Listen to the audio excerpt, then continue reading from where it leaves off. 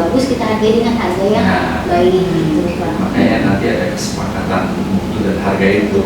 Speknya kayak gini loh, yang sudah terukur, artinya misalkan kadar air sekian, ini alatnya kadar air, ini bebas dari aflatoksin, ini ada alatnya untuk mendeteksi. Jadi transparan antara kedua pihak, tidak ada yang dirugikan, semua saling mendapatkan manfaat, gitu kan. Harganya sekian, jadi semua akan untung dan senang. Karena memang awal mungkin Ibu kalau udah sering sharing sedikit ya. Iya. Nah itu kan awal Kamboja didirikan juga sebenarnya kan untuk petani tujuannya gitu ya Pak. Jadi memang kita gabungnya lebih ke petani. Memang ada beberapa petani yang memang konsisten juga sama kita gitu, mereka bikin mutunya apa segala macam yang memang kita request misalnya harganya dengan ini. Jadi makanya memang sekalian kalau kita sourcing itu sekalian itu memang ada edukasi pelan juga mereka gitu Pak. Tantangan kita kan Bu, ada spekulan-spekulan yang nantinya membuat tergoda bagi petani menjual. Katakanlah dengan, ini kasih segini, giring petani itu, padahal harapannya kan mutu yang kita tunjukkan. Maksudnya Pala Maluku itu mutunya bagus, ya kan bisa layak untuk ekspor. Dan dengan ada ekspor, ada nilai tambah bagi semuanya, pemerintah daerah, masyarakat, semua yang terlibat di situ. Harapannya seperti itu. Kalah sama gitu. Paham gitu kan? Kayak dari tadi saya udah mau action ya, lama sih. Tambahan Pak. Kalau saya sih melihatnya begini Bu, PT Kamboja ini kan sebagai eksportir itu tidak memiliki lahan sendiri. Artinya lahan atau kriteria tertentu yang mungkin sedikit agak beda dari yang SNI nasional, tapi secara umum sudah mencakup semua. Nah, yang yang menjadi permasalahan ini kan PT Kamboja tidak memproduksi, menghasilkan pala langsung, tidak punya lahan. Ya? Jadi kalau seandainya PT Kamboja punya lahan, tapi dia sendiri akan menghasilkan produk yang sesuai dengan yang diinginkan. Tapi PT Kamboja beli dari masyarakat, dari masyarakat. Nah, masyarakat ini yang harus kita dorong, edukasi. Gitu. Jadi permasalahan itu bukan cuma di tingkat pada saat pasca panen ada pasca panen, tapi sebenarnya mulai dari awal ya. Kompangnya. Nah, di kompang itu jadi yang sangat menentukan kita bisa mendapatkan pala yang berkualitas atau tidak. Pala yang cuma sekedar tanam tanpa ada pemeliharaan, tanpa ada pemupukan, tentunya menghasilkan biji pala juga yang kurang bagus, kan pasti hasilnya kecil segala macam itu kan. Nah, itu yang harus apa namanya. Tapi pada akhirnya kembali juga pada ke masyarakat, karena masyarakat ini dengan pembeli itu belum terbangun semacam saling mempercayai. Belum ada saling mempercayai antara petani tidak mempercayai pembeli tidak mempercayai petani. Karena begini, kalau seandainya kita bilang kita beli yang kualitas yang bagus dengan harga sekian, tapi kan belum tentu pembeli bisa mempercayai petani. Petani kan kadang-kadang orang awam bilang sifat bohong itu bisa ada. Dia bilang dia bawa datang pala yang berkualitas bagus, di bagian atas mungkin bagus, tapi di bagian bawah yang hancur. Nah itu yang kepercayaan itu belum jelas. Jadi pada akhirnya sekalipun kita bilang bahwa kita beli yang harga itu, masih ragu pembeli dengan harga itu. Jadi memang harus dibangun antara pemerintah daerah dengan eksportir tentunya. Jadi harus dibangun supaya petani betul-betul mau menjual barang dan tidak ada unsur-unsur tipu-tipu di situ. Dia datang betul-betul berkualitas. Aturannya ada. Kalau sampai ada kebohongan di situ, maka ya petani yang buat itu yang mendapat sanksi karena sudah ada aturan di situ. Nah, kemudian yang kedua, kita di Maluku kan punya kearifan lokal yaitu sasi. Nah, saya nggak tahu PT Kamboja sejauh mana dia bisa masuk ke situ ranah itu. Kalau seandainya PT Kamboja bisa masuk ke situ, itu tidak positif juga, karena kalau yang setahu saya, orang asli daerah di situ yang sasi itu dia bukan pemilik modal, bukan. Ya, mungkin juga ada, tapi sebagian besar yang ikut lelang itu mereka punya orang pemilik modal ada. Yang pemilik modal itu mungkin dari orang-orang Cina, mungkin barang-barang lain. Nah, kalau seandainya ketika Boti bisa maksudnya bisa membangun relasi dengan orang desa, ya itu mungkin bisa masuk dalam prosesasi. Dan prosesasi tentunya bisa menjamin bahwa barang yang dipanen itu betul-betul pala yang siap panen, bukan pala yang umur mungkin masih lama, masih muda, karena memang sudah di aturannya ada semua. Nah itu yang saya mungkin kalau seandainya ketika Boti sudah masuk karena itu mungkin lebih bagus. Karena sasi ini kan bukan cuma di Hila saja, Bu. Iya, banyak ya. Kemarin di Mamala ada sasi kemarin. Mamala bahkan bukan cuma satu produk saja. Ada pala, ada kelapa, ada damar. Di Hila, di Seit, dan juga di daerah lain. Nah, semakin banyak sampai ketika Boti membangun relasi itu, tapi perlu untuk menarik pala yang berkualitas masuk ke kampung ini besar. Nah, kalau kita lihat ini kan 8 ton, Pak. 8 ton dibandingkan dengan produksi yang sudah hampir 5.000 ton, artinya cuma sekitar 1% yang masuk ke sini. Itu pun mungkin juga yang sudah kenal-kenal dengan yang memang dari sejak itu memang sudah biasa bawa ke sini. Tapi untuk menarik dari tempat-tempat lain memang, nah itu mungkin salah satu caranya mungkin bisa berhasilnya masuk ke sini realisasi itu. Kalau untuk yang memang sasi, memang sudah ada beberapa. Kalau untuk sasi sendiri itu kalau yang zaman lama, sebelum beta juga dibuka, itu memang sudah ada proses untuk sasi.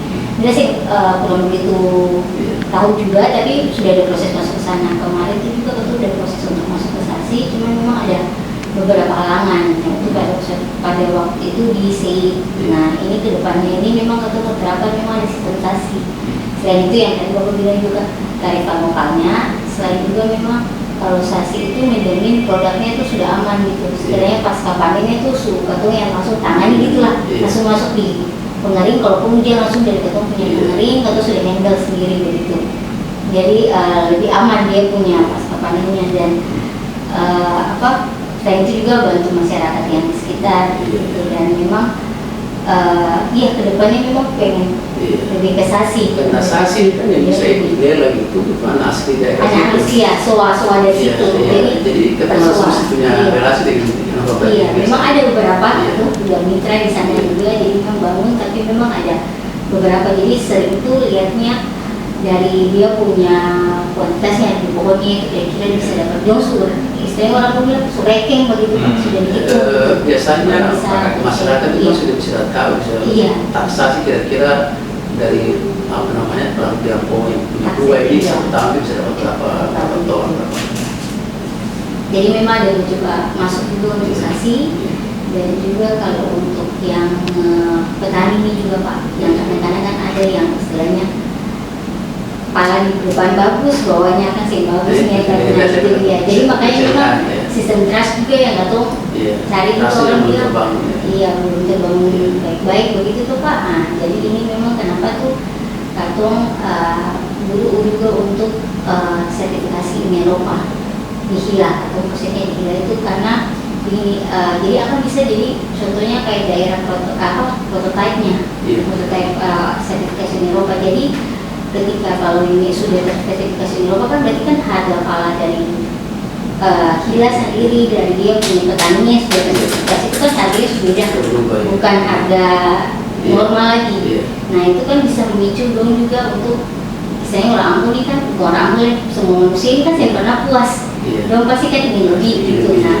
jadi kalau lihat itu dia berpala kenapa harga tinggi gitu, kenapa bisa 2 kali lipat dari harga pasaran gitu, pusing karena dia ikut sertifikasi ini organik itu kan bagaimana. Nah ini berarti mesti masuk ini, jadi ada ketertarikan begitu gitu. Jadi awalnya karena dong lihat ada yang sudah berhasil begitu, nggak dong ikut harga orang Ambon kan rata-rata begitu, orang semua juga mungkin kayak gitu Pak. Jadi itu yang memang kadang fokuskan ke Hila supaya dia bisa organik, sertifikasi organik, dia punya harganya juga pasca panennya juga sudah bisa tertangani, jadi bisa berdampak ke desa-desa yang lain begitu. jalan-jalan juga itu juga karena kan sertifikasinya kan dari pembelian dari perusahaan sendiri. Nah itu juga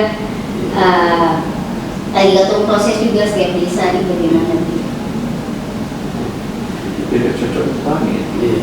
Awal dirinya itu sekitar tahun 2010 kalau nggak salah, ya 2010. Terus itu sebenarnya didirikan oleh salah satu yayasan namanya Yayasan Titani di Belanda. Nah Yayasan Titani ini adalah yayasan yang berkumpulan memang orang-orang Belanda, yang orang-orang Ambon di Belanda.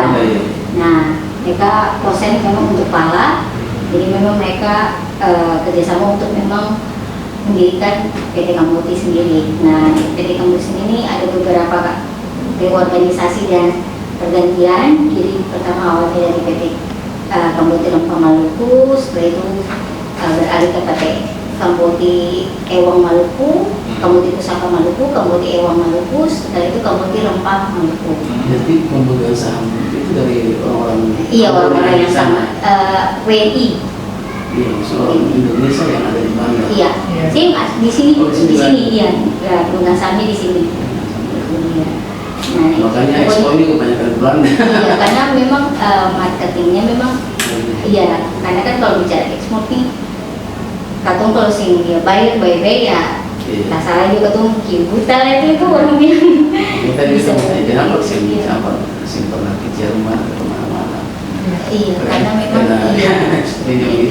karena memang di sana ada istilahnya marketnya lah, dia punya marketnya di sana dan memang ada orang yang mengawasi sana itu istilahnya. Ada pemasaran di sana. Iya, ada Kambuti yang memang membantu maksudnya untuk pasarkan di sana, istilahnya promosi lah. Mereka kan yayasan gitu, gak ada ambil untung atau apa enggak, tapi mereka memang pure mau bantu petani. Gitu. Jadi apa nih yang bisa bantu? Karena mereka juga penyaluran air bersih, apa segala macam gitu. Jadi tadi Kambuti ada 3 Kambuti apa? Iya. Tadi? Pusaka, Ewang, habis itu Rempah. Habis ini nanti ada mau baru lagi Pak. Tapi itu dibawa langsung resmi Kambuti Rempah. Tapi memang dia khusus untuk pala. Rempah ini kan karena masalahnya kan rempah ini kan banyak, ada cengkeh dan lain-lain gitu. Nah memang dari strukturnya pala ini memang dia harus bisa sendiri karena dia lebih istilahnya agak complicated, dia punya pengurusannya, dia punya penanganannya. Kalau cengkeh ya kita tinggal sortir biasa aja gitu, nggak ada uji lab dan lain-lain gitu. Paling uji mutu aja dia punya itunya. Kalau pala sendiri kan dia harus uji lab, dia harus ekspor juga belum cengkeh, iya gagang cengkeh kemarin. Iya, namanya ya. Bunga cengkeh. Kalau cengkehnya sih belum sih, paling cuma kayak kiloan. Gagangnya ya. Iya, gagang. Gagang di sini juga nggak terlalu ini kan. Ini sangat detail jadi. Iya, mereka pikir kan dulu kan gagang dibuang padahal itu tidak bisa dijual. Karena kan, iya, karena kan kalau yang gagangnya itu kan ada 3 cengkeh tuh jenisnya. Ini sangsibar sama cengkeh hutan atau raja. Nah yang gagangnya ini yang diekspor yang masih wangi, ini cuman ini sama sangsibar. Sedangkan kalau cengkeh hutan ini nih udah nggak bau, udah iya nggak baunya. Jadi pada saat mereka sortir di belakang tuh udah bau cengkeh di belakang, udah aroma terapi lah. Kasih tabako dia jadi rokok. Pak bunga cengkeh juga nih. Iya, barangkali sudah cukup ya Pak ya. Pak Bu, pikir sudah cukup ya. Nanti minta data itu ya, data fasilitas, kemudian nanti saya share apa aja sih persyaratannya, sehingga nanti Ibu bisa interaksi dan kapan kita agendakan Zoom gitu, biar kita bersama-sama bahas. Yang penting kita melayani bersama.